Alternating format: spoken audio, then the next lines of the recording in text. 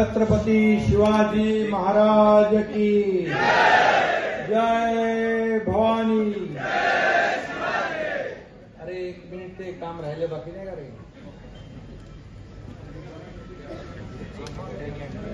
एक काम बाकी नाही।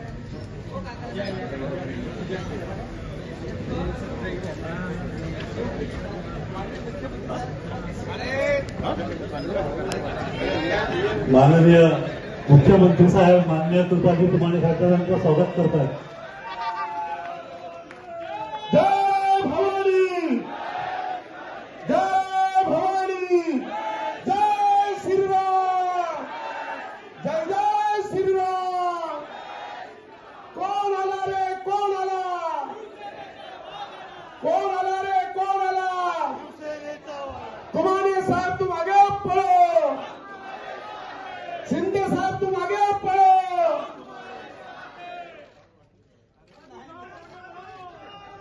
माननीय मुख्यमंत्री महोदयांना मी विनंती करतो, मुद्रणाच्या केस मध्ये नंबर 1 चा आरोपी हा एकनाथ शिंदे बनला। जेवढे मोजता येणार नाही तेवढ्या केसेस एकनाथ शिंदेने अंगावर घेतल्या। घरात बसून पक्ष वाढत नाही, राज्य चालवता येत नाही। म्हणून शरद पवार साहेबांनी देखील त्यांच्या पुस्तकामध्ये काय लिहिलंय तेही आपल्याला माहित आहे। आज म्हणून आम्ही हा निर्णय घेतला। आज हजारो लाखो लोक आपल्या सोबत येत आहेत। काय येत आहेत? तुमाने सारखा माणूस खासदार तिकीट बाजूला ठेवून दुसऱ्या आपल्या राजूला उभा करतो। हा ही चमत्कार, हे जादू फक्त आपल्या तुमच्या शिवसेनेमध्येच घडू शकते, इतर पक्षांमध्ये घडू शकत नाही।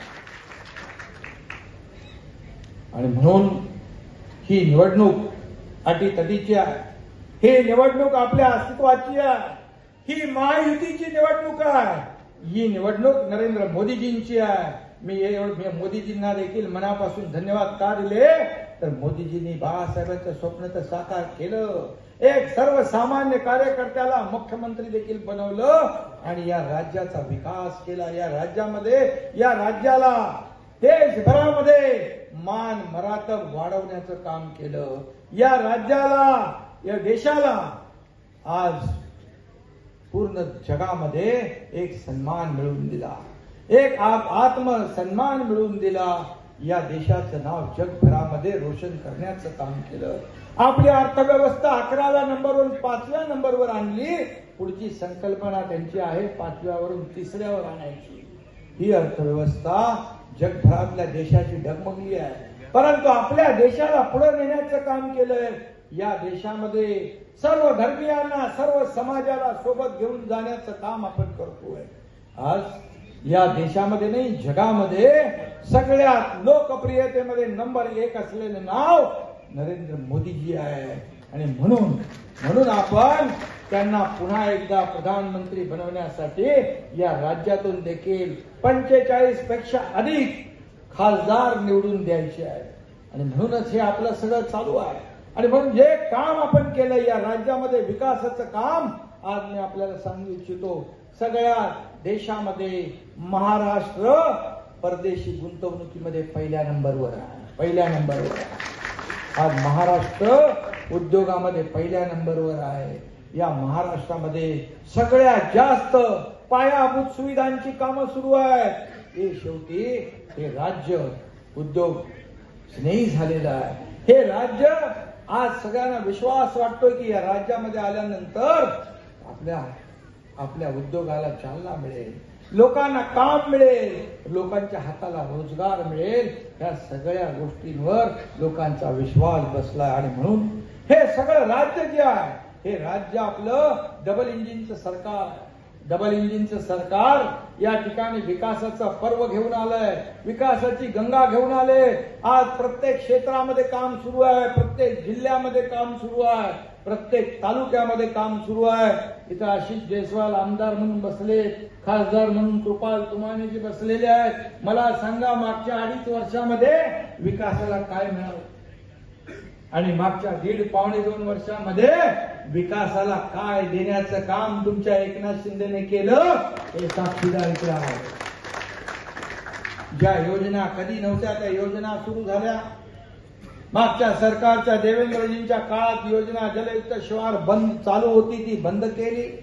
अनेक प्रकल्प बंद केले जे लोकांच्या हिताचे होते, पाणी पुरवठ्याचे होते, दुष्काळी भागामध्ये पाणी देण्याचे होते, हे सगळे बंद केले. मी आपल्याला छाती टोकपणे सांगतो, आपल्या सरकारमध्ये 120 सुप्रमा दिल्या आपण. सिंचन प्रकल्पाच्या 121 सिंचन प्रकल्पाला सुधारित प्रशासकीय मान्यता देणारं आपलं सरकार आहे. 15 ते 20 लाख हेक्टर ओलिताखाली जमीन आणण्याचं काम तुमच्या इकडे पण झालंय ना. सिंचन प्रकल्प आपल्या नागपुरात, विदर्भात देखील मोठ्या प्रमाणावर आपण काम केलं.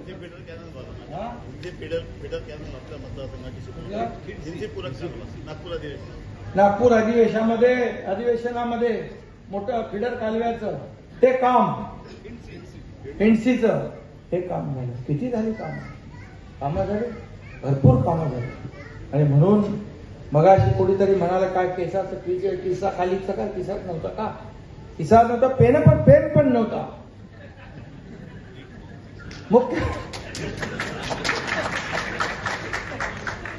मुख्यमंत्री सहायता निधीमध्ये आपल्याला मला सांगायला अभिमान वाटतो की मागच्या 2.5 वर्षामध्ये आपल्या सरकारच्या पूर्वी 2 का 2.5 कोटी रुपये दिले. कारण ते पेनच ठेवत नव्हते. माझ्याकडे 2 रुपये. आणि मला सांगायला अभिमान वाटतो की 220 कोटी रुपये 1.25 वर्षामध्ये या तुमच्या एकनाथ शिंदेने वाटले. गोरगरिबांचा पैसा आहे, सर्वसामान्यांचा पैसा आहे. अरे एखाद्याचा माझ्या सहीने जीव वाचत असेल तर सही करायला माझ्या हाताला काही लपवा मारला? किती सह्या केल्या, किती निर्णय घेतले, किती निवेदनावर सह्या केल्या, किती प्रस्तावावर सह्या केल्या याने माहित आहे. आशिषला माहित आहे आणि तसं राजूलाही माहित आहे. तो लांबून बघायचा.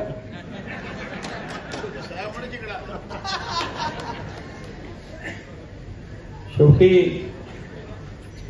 यामध्ये मी एवढंच सांगतो की हे सरकार आपलं काम करणारं सरकार, लोकांना दोन्ही हाताने देणारं सरकार. हे लेना बँक नाही, ही देना बँक आहे.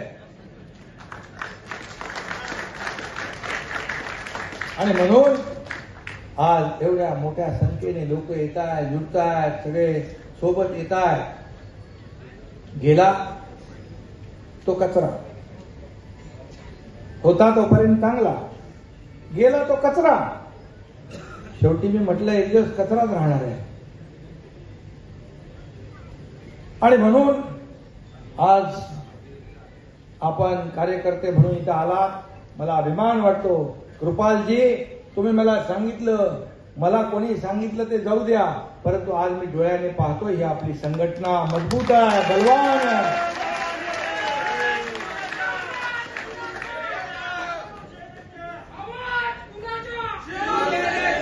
आणि एक शिवसैनिक एकदा जर ठरवलं तर 100 हत्तीची ताकद ठेवणारा आमचा शिवसैनिक आहे.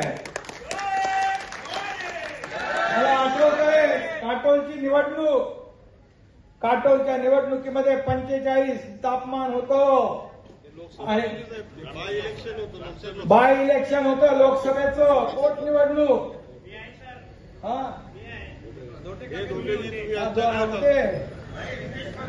इथेच पण आहे, सगळे आहेत. आणि तेव्हा आपल्याला माहित आहे एकनाथ शिंदेने तळ ठोकून बसला होता. आपली एवढी तिथे काम करताना एवढा जबरदस्त वचक आणि धाक तुम्ही निर्माण केला होता सगळ्यांनी की समोरचा उमेदवार 7 नंतर बाहेर पडत नव्हता. बरोबर आहे ना? मग दुसरे आले तिकडं मदतीला, तेही गेले. परंतु तशा परिस्थितीमध्ये डोक्याला फडकं बांधून आपण काम केलं, तिथंच राहून काम केलं आणि ती निवडणूक आपण जिंकली अटीतटीची. शिवसैनिक काय करू शकतो एकदा एसीला पेटल्यानंतर ही या निवडणुकीमध्ये आपण पाहतो. आणि आज गोपाल तुमानेजींची ताकद आहे, राजू पारवे आहे, आशिष आहे, सगळे आपले पदाधिकारी इकडे बसले, ते सगळे आणि तुम्ही सगळे आहात. राजू पारवे याने भगवा झेंडा खांद्यावर घेतलेला आहे आणि मी त्याला सांगितलं, हे आमचे शिवसैनिक हे प्रेमाला भुकेलेले असतात. पाहिजे एक जण परवाच्या दिवशी आपल्याला उदाहरण सांगतो. एक मोठा आसामी आला होता, आध्यात्मिक धार्मिक अधिष्ठानाचा. ते आल्यानंतर त्यांनी पाहिलं, घुसल्यानंतर 1000 लोक होते. तो त्या गाडीतल्या माणसांना म्हणा, हे क्या मुख्यमंत्री का बंगला है क्या है? बोले हाँ ये मुख्यमंत्री का बंगला है. तो इतने लोग हैं? बोले मुख्यमंत्री ऐसे लोगों में रहते हैं. त्यांनी मला येऊन आतमध्ये सांगितलं, ये पहिली बार लाखों लोग मेरे अनुयायी है. त्याच्या पिठातो एक महंत मोठा आहे, 23 लाख साधू त्याच्या आखाड्यामध्ये आहेत आणि करोडो लोक त्याचं ते जे काही त्यांचे जे आध्यात्मिक ताकद आध्यात्मिक कार्यक्रम पाहता. ते बोले लाखों लोग खूप मेरे ये है, लेकिन आज तो मैं, तो का एक शब्द त्यांनी वापरला, त्यांचे लाखो अनुयायी होते. अशा माणसाने देखील आपल्याला सांगितलं, कामाचं सर्टिफिकेट दिलं. हे पहिल्यांदा बघतोय एखाद्या मुख्यमंत्र्याच्या निवासस्थानी रात्री 12:30 वाजता हजारों लोग. रात्रि की वेळ, अभी तो और चलते रहेगा. कितने बजे तक चलेगा? बोले पता नहीं, आखिरी आदमी को मिलने के बाद ही जाऊंगा. 3, 4, 5 वाजतात आपल्याला काम करताना. शेवटी काम आपल्याला केलं पाहिजे. जी संधी मिळाली त्याचं सोनं केलं पाहिजे आणि म्हणून तेव्हा सर्वसामान्य माणसाला न्याय मिळेल. आणि म्हणून महायुती, म्हणून आपण निवडणूक लढवतोय. आणि मगाशी सांगितल्याप्रमाणे मोदीजींनी या देशाचा विकास केलाय. आज त्यांनी सांगितलंय की या देशाला 3ऱ्या क्रमांकावर आणू, या देशाला आर्थिक महासत्ता बनवू, या देशाला पुढे नेऊ. आणि मग समोर तर कोणीच नाही आहे. समोर जी आघाडी, मोदी द्वेषाने पछाडलेली आघाडी तयार झाली, त्यातले एक एक करून निघून गेले. आता 3 पक्ष राहिले. 2 पक्षांनी त्या नॅशनल पार्टी राष्ट्रीय पक्षाची काय हालत केली आपल्याला माहित आहे.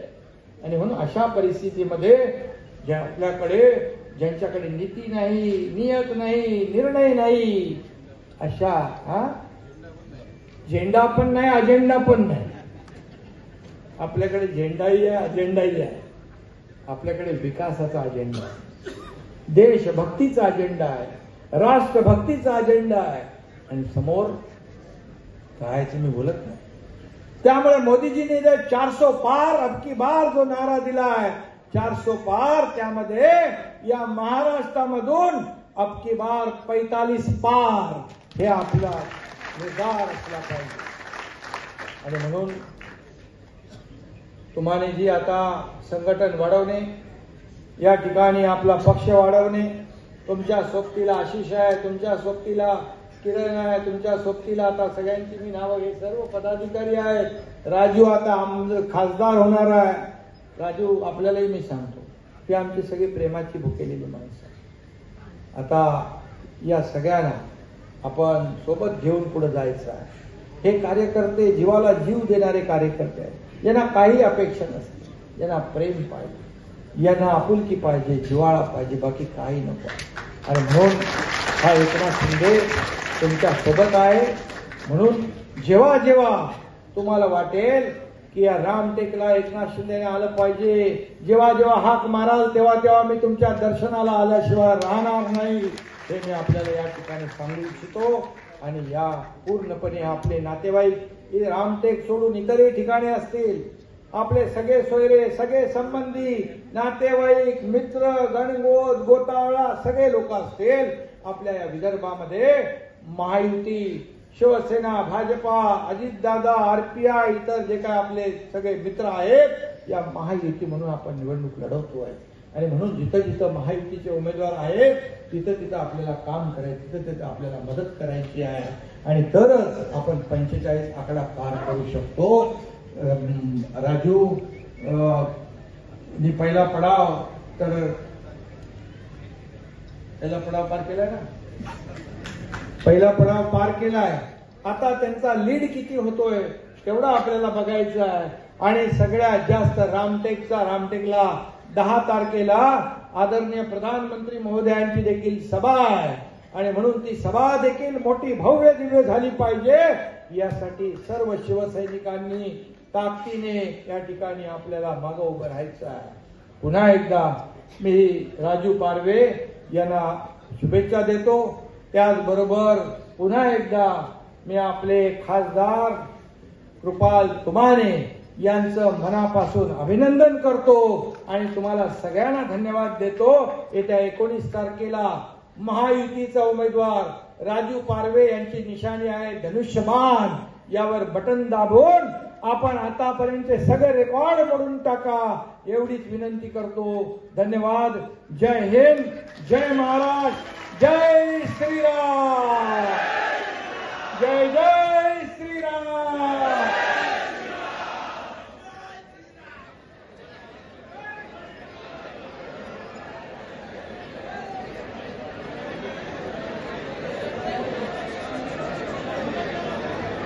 आज परत एक आनंदाची गोष्ट आहे. भीमशक्ती आणि शिवशक्ती यांच्या सहयोगाने आज आपल्याला जय भीम आर्मी आणि सहयोगी संघटना हे रामटेक लोकसभा मतदारसंघातील उमेदवार आपले राजूभाऊ पारवे यांना आज पाठिंबा जाहीर करत आहे. श्री नितीनभाऊ मोरे व त्यांचे सहकारी साहेबांचं पुष्पगुच्छ आणि दुपट्टा करून स्वागत करतील अशी मी त्यांना विनंती करतो. श्री नितीनभाऊ मोरे.